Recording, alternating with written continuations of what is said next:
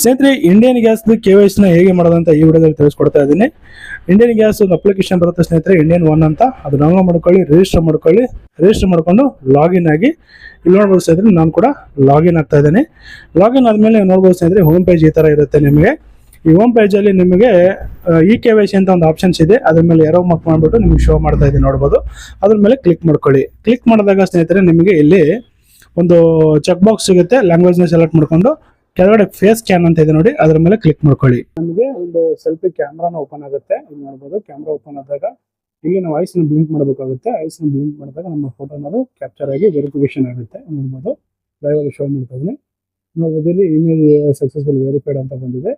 ಇಲ್ಲಿ ನೋಡಬಹುದು ಸ್ನೇಹಿತರೆ, ಸಕ್ಸಸ್ ಅಂತ ಕೆಳಗಡೆ ಬಂದಿದೆ. ನಮ್ಮ ಆಧಾರ್ ಕಾರ್ಡ್ ಅಂತ ಶೋ ಆಗ್ತಾ ಇದೆ ನೋಡಬಹುದು. ಕೆಳಗಡೆ ಸಬ್ಮಿಟ್ ಅಂತ ಇದೆ ನೋಡಿ, ಅದ್ರ ಮೇಲೆ ಕ್ಲಿಕ್ ಮಾಡ್ಕೊಳ್ಳಿ. ಮೇಲೆ ಇಂಡಿಯನ್ ಗ್ಯಾಸ್ KYC ಕೂಡ ಮೆಸೇಜ್ ಕೂಡ ಬಂದಿದೆ ನೋಡಬಹುದು. ಕೆಳಗಡೆ ಸಬ್ಮಿಟ್ ಮೇಲೆ ಕ್ಲಿಕ್ ಮಾಡ್ಕೊಳ್ಳಿ. ಕ್ಲಿಕ್ ಮಾಡ್ಕೊಂಡ್ಮೇಲೆ ನಿಮಗೆ ಈ KYC ಅನ್ನೋದು ಸಕ್ಸಸ್ಫುಲ್ ಆಗಿ ಕಂಪ್ಲೀಟ್ ಆಗುತ್ತೆ ಅಂತ ಹೇಳ್ಬೋದು. ಇವಾಗ ನಿಮಗೆ ನೆಕ್ಸ್ಟ್ ಶೋ ಆಗ್ತದೆ.